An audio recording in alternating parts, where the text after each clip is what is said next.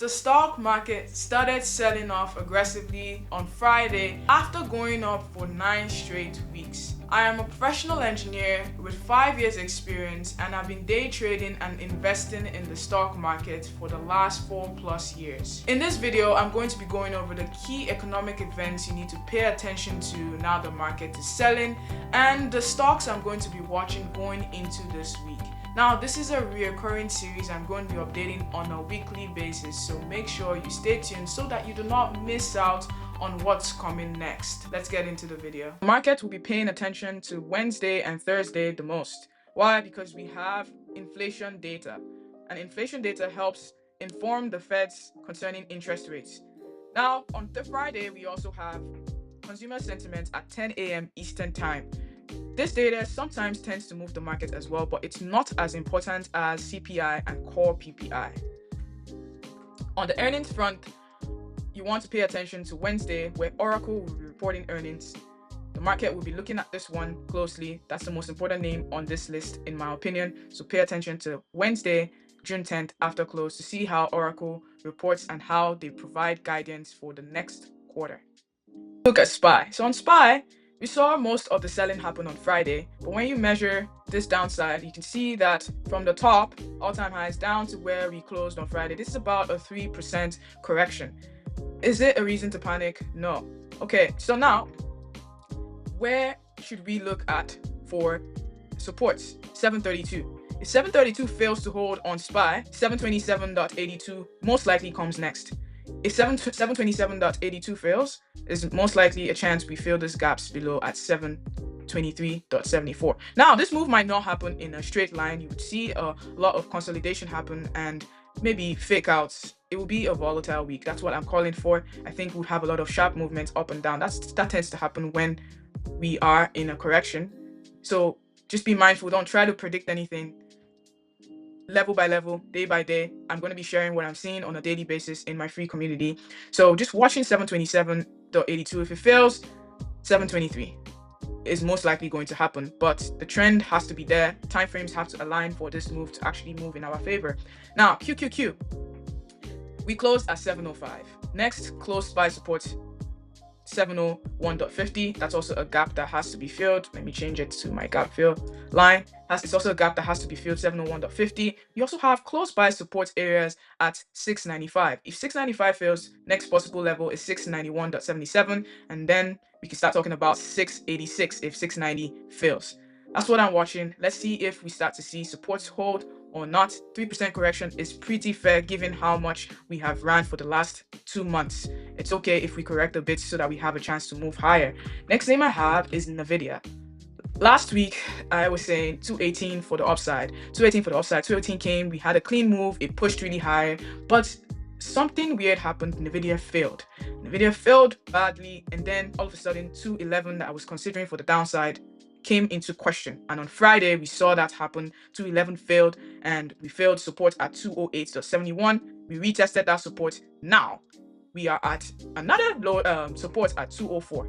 Does 204 hold? If 204 does not hold, 200, the psych level is being threatened. It could go down there to revisit it. We could also see a revisit of 199.87. 199.87. So we could see a spike below 200 just to trap people, and then we could end up, buyers could end up stepping up to hold 200, to defend 200. But if 199.87 does not hold, Nvidia has a gap at 196.43 that will most likely get filled in that case. Remember what I said about June. June tends to be a flat month, and the market rarely peaks in June for the year. So I don't think this is the end of it all. I think we might still see all-time highs in the market. When does it happen? I do not know yet. I want to also talk about AMD because this chart is really clean. If you look on the higher time frames, this 1 hour time frame here, you see that what AMD did was just come back to revisit higher time frame support. Yes, it had to sell off for that to happen, but 460 is still holding. This area is still holding nicely. And why I am just cautious about just being too downside AMDs because of this. 460 is holding until it fails. Then we can start looking at downside moves into 449.56 to fill this gap. If it does and it holds, let's see what happens from there. For now, those are the two levels I am watching on this name. Can we hold 460? Can we not? If we don't, downside move into this gap fill. If this gap fill fails, I'll update and let you know what next price level you should watch for this name. But for now, I feel like they will play some games here with buyers and sellers, so do not be too trigger happy to take trades. Now, next name on the list is Tesla. Tesla. SpaceX is IPOing on Friday. There's a lot of speculation about measures, so many things. This name has been held down for months. It's tried to make moves to the upside, but it keeps failing to go higher and break the highs it's been creating. On Friday, we finally broke below 400 and we broke below this low it created on May 19th. Where do we go from here? We have support at 384, and if 384 fails, we have more room towards the downside. 378 and even 370 is possible. I feel like it could actually go down to 370 if the selling just continues.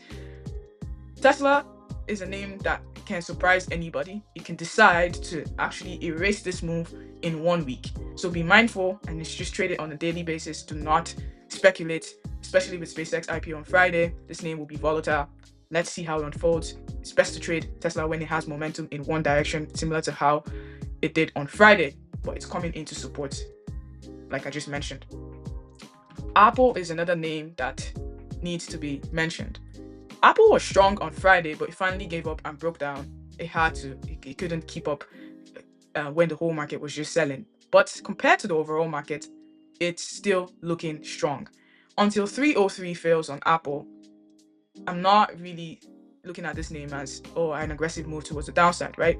It has 300 as support if 303 fails. If 300 fails, 300.40, 295 probably comes next. When 295 fails, that's when you start to see really downside on Apple. Until then, 303, last line of defense. If it holds, this name could recover and even make new all-time highs. If it fails, then you can start looking at downside trades. Last name that I want to mention is Google. Google, honorable mention, was selling. It started to find some support last week, held through, and then on Friday we closed at 365.98. What I'm watching for this week, funny enough, is if Google can actually break last week's high and we start to fill the gap at 372.55 and 374.59. Google might be the outlier this week when the market is selling off. The fact that it didn't sell off on Friday aggressively with the rest of the tech names tells me this name might be the outlier that just moves while the market is still trying to figure out what it wants to do next. But if it fails 361.62, then this idea is invalid. Then we could come back into this box here and potentially fail this 354 and head lower down to 347. That's how much Google could fall. But for now, let's see if this 369.82, mainly just call it 370's whole cycle number, holds. We can see a move towards upside. If 374.59 breaks though, Google can have a 4 or 5 point move towards the upside into 380 to revisit 380. This name could just end up chopping around and eating people's money, but something it did on Friday just stood out to me to just pay attention to Google. I could be wrong, who knows. As I said, I would update people in my free community on a daily basis as to what I'm seeing. Thank you so much for watching. I will see you next week for a brand new video.